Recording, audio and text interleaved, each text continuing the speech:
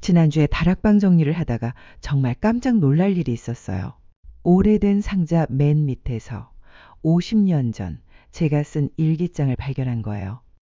표지가 바래고 모서리가 해진 정말 낡은 일기장이었는데 그 안에 적힌 내용을 보고 정말 충격을 받았습니다. 74세가 되어서 24세에 제가 쓴 글을 읽는다는 게 이렇게 신기하고 또 놀라운 일인 줄 몰랐어요. 혹시 여러분도 옛날에 쓰신 일기가 있으시나요? 그 일기를 다시 읽어보신 적 있으세요? 오늘은 제가 50년 전 일기를 읽으면서 느낀 충격과 깨달음, 그리고 그때의 저와 지금의 제가 얼마나 다른지에 대해 이야기해 보려고 합니다. 정말 믿기 어려운 내용들이 많이 있었거든요. 오늘 영상을 끝까지 보시고 구독 버튼과 좋아요 버튼을 눌러주시면 정말 감사하겠습니다. 여러분의 작은 관심이 저에게 큰 힘이 됩니다. 먼저 그 일기장을 어떻게 발견하게 됐는지부터 말씀드릴게요. 최근에 집을 좀 정리하고 있었거든요. 나이가 들수록 물건들이 너무 많아져서 조금씩 정리하고 있었는데 다락방에 있는 오래된 상자들을 살펴보게 됐어요. 그중에 특히 오래되어 보이는 나무 상자가 하나 있었는데 여러분이 결혼 초기에 썼던 물건들이 들어있더라고요. 앨범, 편지들, 그리고 맨 밑에 조그만 일기장이 하나 있었어요. 처음에는 뭔지 몰랐는데 펼쳐보니 제 글씨가 적혀 있는 거예요. 일기장 첫 페이지에 1974년이라고 적혀 있더라고요. 그때 제 나이가 24살이었어요.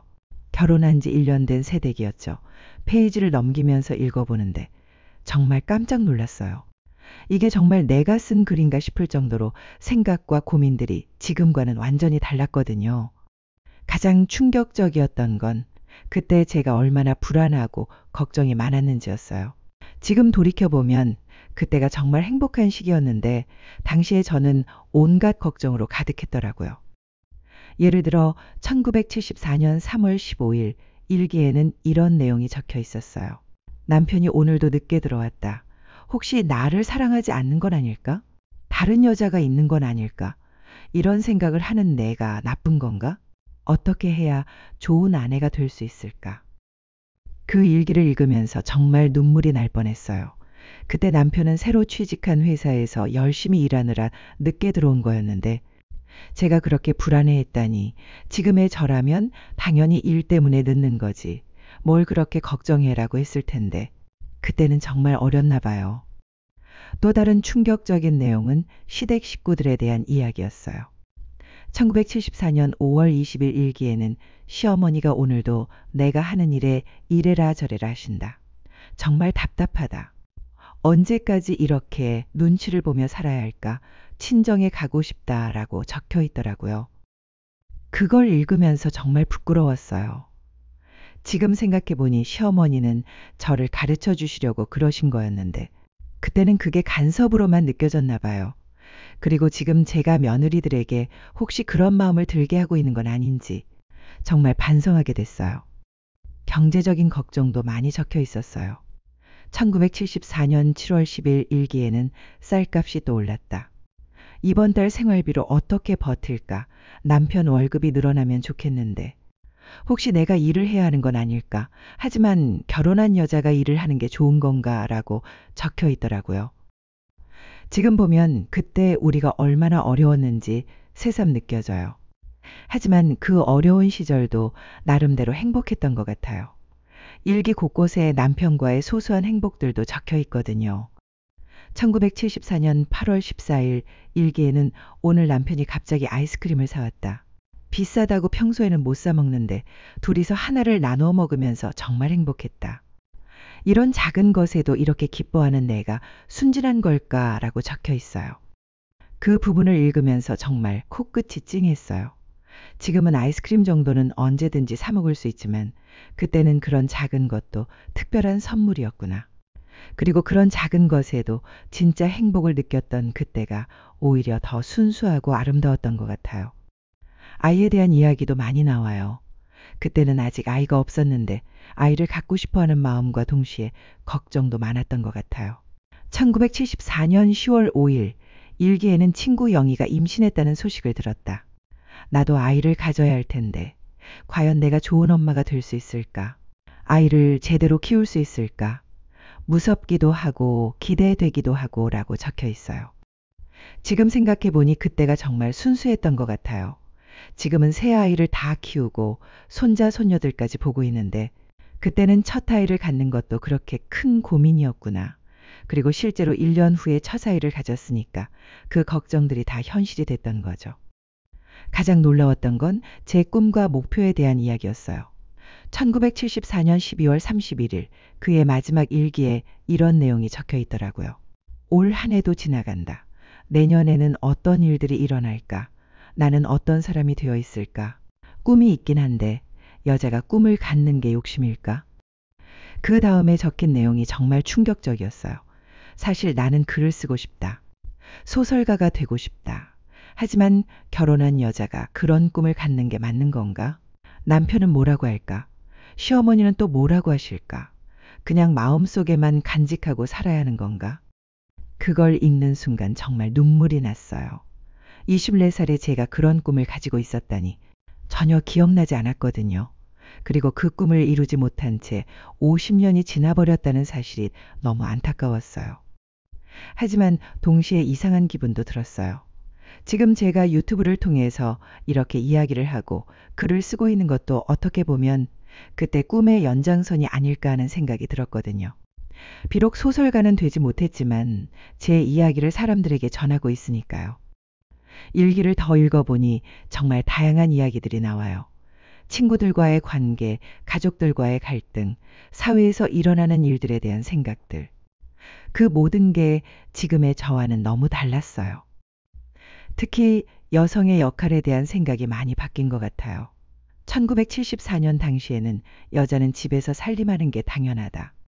남편을 잘 내조하는 게 여자의 덕목이다.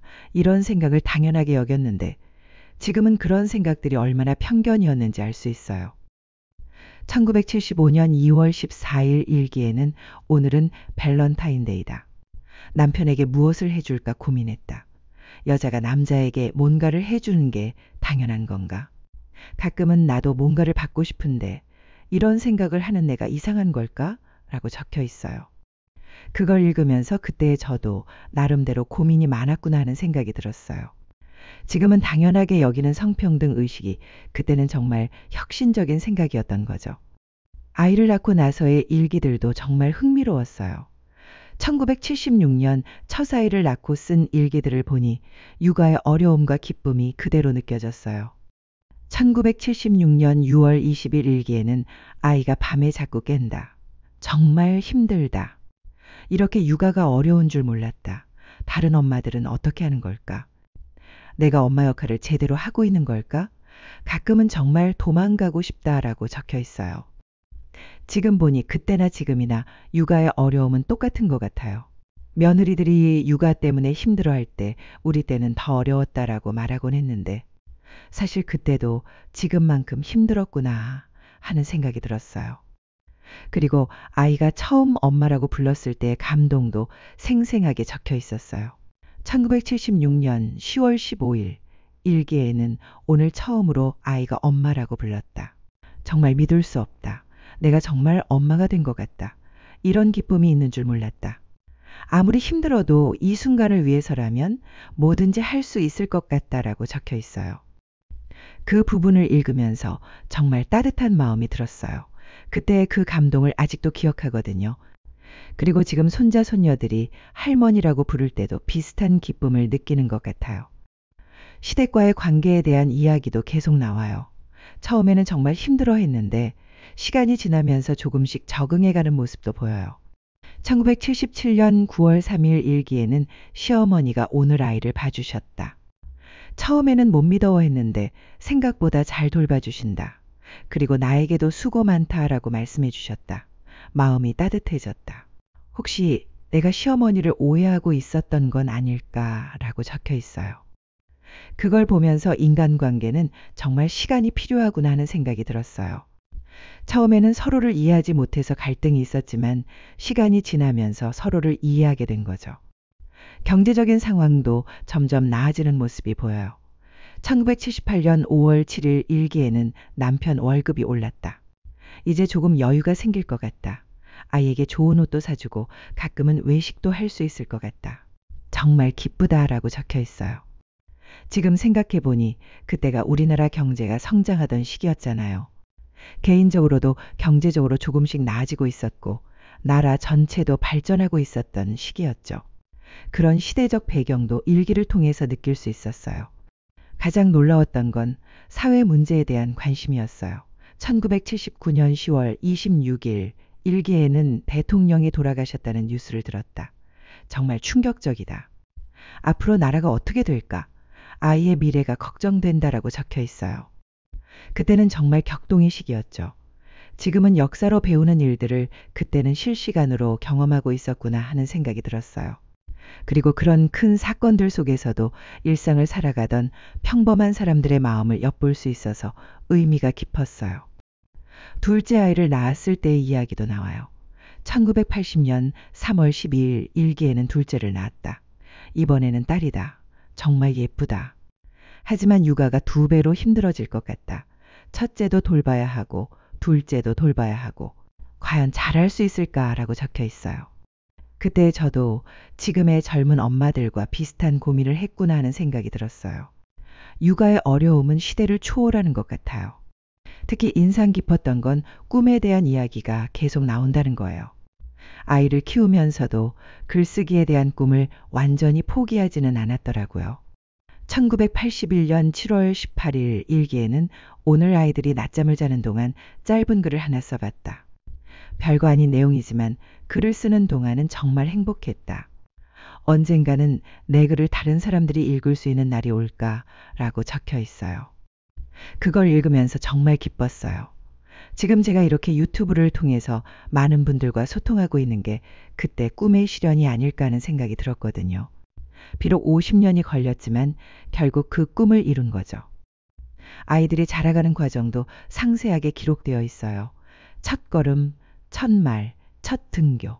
이런 소중한 순간들이 모두 일기에 남아있더라고요. 1983년 3월 2일, 일기에는 첫째가 오늘 초등학교에 입학했다.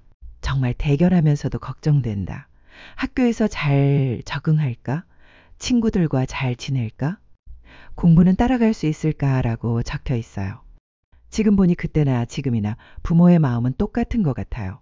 자식에 대한 걱정과 사랑은 시대가 바뀌어도 변하지 않는 것 같아요. 가족 여행에 대한 이야기도 나와요. 1984년 8월 15일 일기에는 오늘 가족들과 함께 바닷가에 다녀왔다. 아이들이 바다를 처음 보고 정말 좋아했다. 남편도 오랜만에 여유로운 표정이었다. 이런 행복한 시간이 더 많았으면 좋겠다라고 적혀 있어요. 그때는 여행이 지금처럼 흔한 일이 아니었는데 그래서 더 특별했던 것 같아요. 지금은 언제든지 여행을 갈 수 있지만 그때는 정말 특별한 이벤트였죠.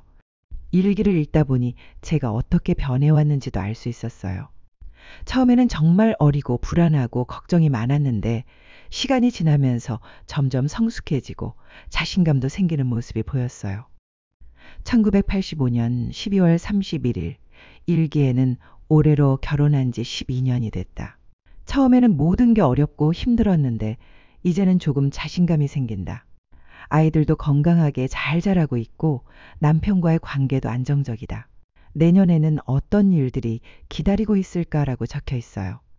그 시기가 아마 제 인생에서 가장 안정적이고 행복했던 때가 아닐까 싶어요. 육아도 어느 정도 익숙해지고 경제적으로도 여유가 생기고 부부관계도 성숙해진 시기였으니까요.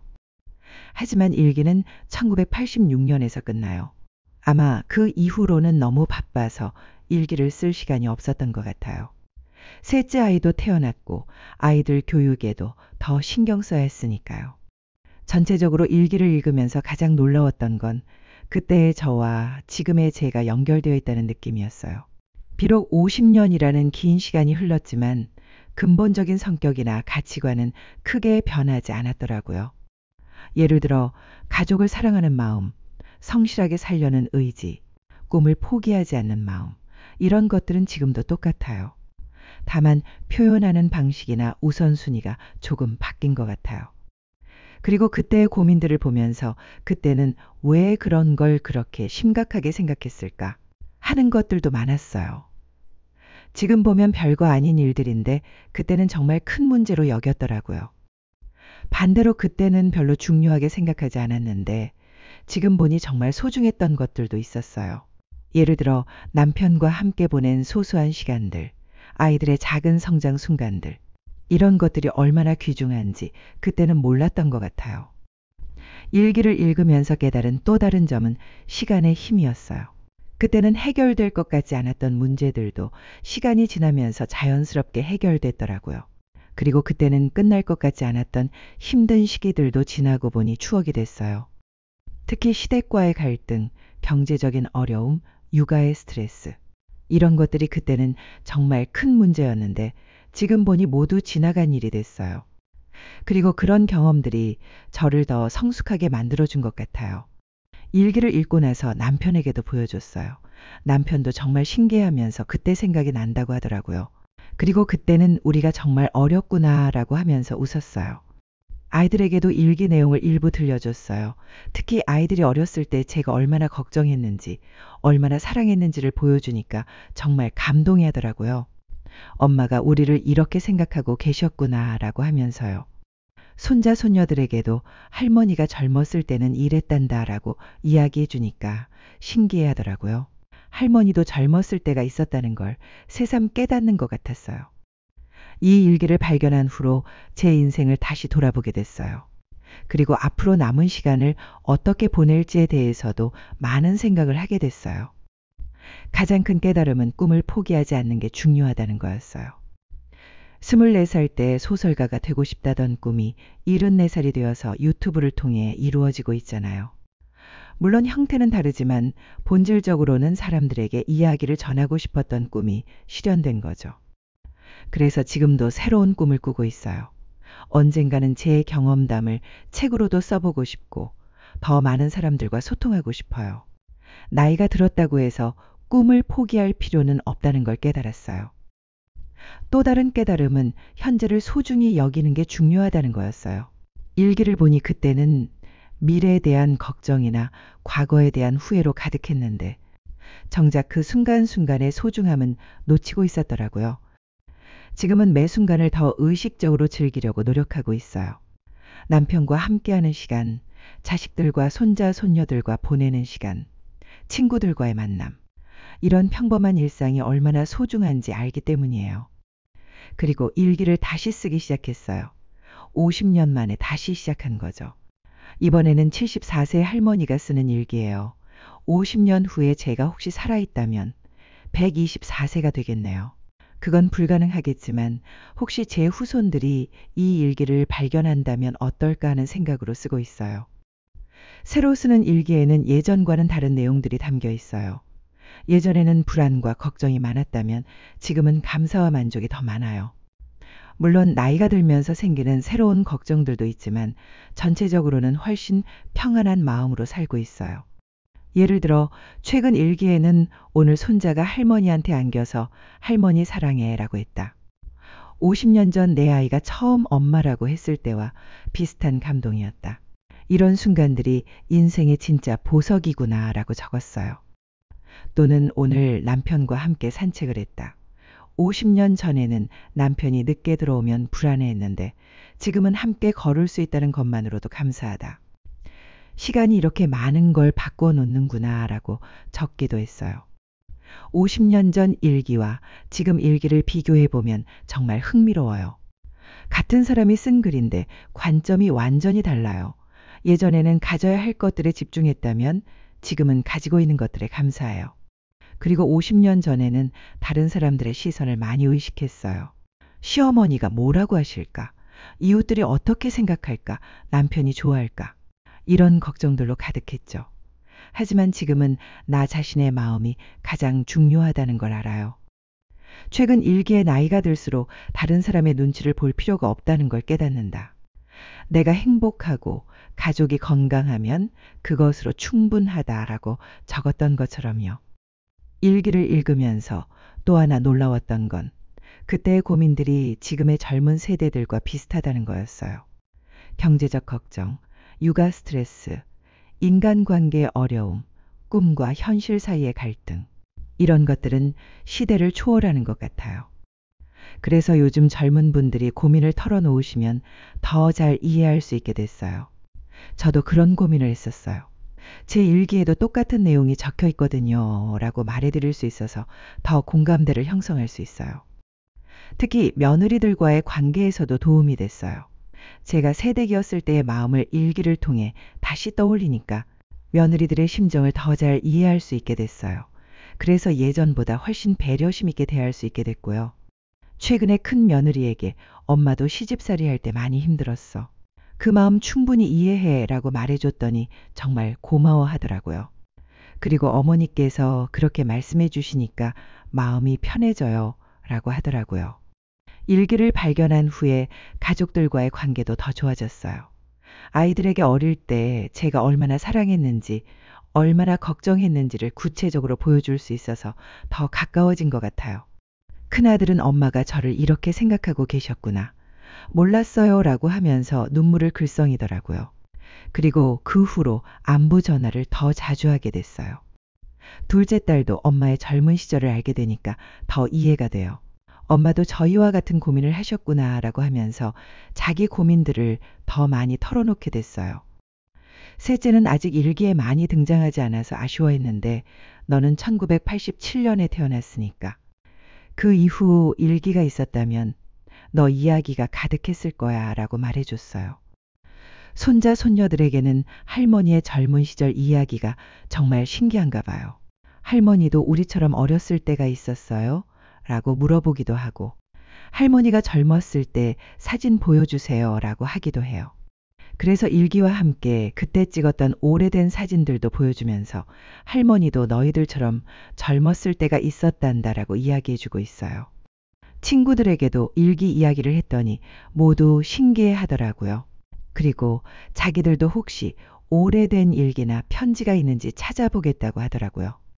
실제로 한 친구는 고등학교 때 쓴 일기를 찾아서 함께 읽어봤는데 정말 재미있었어요. 일기를 발견한 후에 제 인생관도 많이 바뀌었어요. 예전에는 나이가 들수록 할 수 있는 일이 줄어든다고 생각했는데 이제는 나이가 들수록 새로운 관점에서 세상을 볼 수 있다고 생각해요. 50년 전의 저와 지금의 제가 대화할 수 있다면 정말 흥미로울 것 같아요. 24살의 제게 걱정하지 마. 모든 게 잘 될 거야. 그리고 내 꿈도 다른 방식으로 이루어질 거야. 라고 말해주고 싶어요. 또한 지금 당장은 힘들겠지만 이 모든 경험들이 너를 더 지혜로운 사람으로 만들어줄 거야. 그리고 50년 후에는 이 시절을 그리워하게 될 거야. 라고도 말해주고 싶고요. 반대로 지금의 제가 24살의 저에게 배울 점도 있어요. 그때의 순수함, 열정, 꿈에 대한 간절함. 이런 것들은 나이가 들면서 조금씩 잃어버린 것 같아요. 그래서 요즘은 그런 마음을 되찾으려고 노력하고 있어요. 일기를 읽으면서 또 하나 깨달은 건 인생에는 정답이 없다는 거였어요. 그때는 이게 맞는 선택일까라고 고민했던 것들이 많았는데 지금 보니 어떤 선택을 했든 나름대로의 의미가 있었더라고요. 예를 들어 그때 전업주부로 살 것인지 직장을 다닐 것인지 고민했었는데 결국 전업주부를 선택했어요. 그때는 혹시 잘못된 선택이었나 라고 후회하기도 했지만 지금 보니 그 선택 덕분에 아이들과 더 많은 시간을 보낼 수 있었고 그것도 정말 소중한 경험이었어요. 인생은 선택의 연속이고 어떤 선택을 하든 그것만의 장단점이 있는 것 같아요. 중요한 건 후회하지 않고 자신이 선택한 길에서 최선을 다하는 거라는 걸 깨달았어요. 일기를 통해서 시대의 변화도 많이 느꼈어요.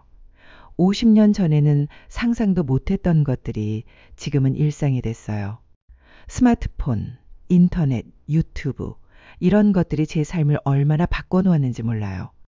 그때 제가 꿈꿨던 내 글을 다른 사람들이 읽을 수 있는 날이 이런 방식으로 실현될 줄은 정말 몰랐어요. 기술의 발달이 새로운 꿈의 실현 방법을 제공해 준 거죠. 그래서 요즘 젊은 분들에게도 꿈을 포기하지 마세요. 지금 당장은 방법이 없어 보여도 시간이 지나면 새로운 기회가 생길 거예요 라고 말해드리고 싶어요. 일기를 정리하면서 중요한 부분들은 따로 복사해 두었어요. 아이들과 손자 손녀들에게 물려주고 싶어서요. 제 인생의 기록이자 우리 가족의 역사니까요. 그리고 앞으로도 계속 일기를 쓸 계획이에요. 74세의 일기가 언젠가는 또 다른 누군가에게 의미 있는 기록이 될 수도 있잖아요. 특히 제 손자, 손녀들이 나중에 어른이 되어서 할머니의 일기를 읽는다면 어떨까 상상해 보면 설레어요. 최근 일기에는 이런 내용을 적었어요. 50년 전 일기를 발견한 덕분에 내 인생을 다시 돌아볼 수 있었다.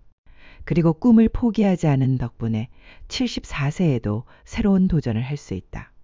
나이는 숫자일 뿐이고 마음만 젊으면 언제든 새로운 시작이 가능하다는 걸 깨달았다. 여러분도 혹시 오래된 일기나 편지가 있으시다면 한번 찾아보세요. 그 안에는 지금의 여러분이 잊고 있던 소중한 기억들과 꿈들이 담겨 있을 거예요. 그리고 그때의 자신과 지금의 자신을 비교해 보면서 얼마나 성장했는지, 어떤 것들을 잃어버렸는지도 알 수 있을 거예요. 특히 젊은 분들에게 말씀드리고 싶은 건 지금의 순간들을 기록해 두라는 거예요.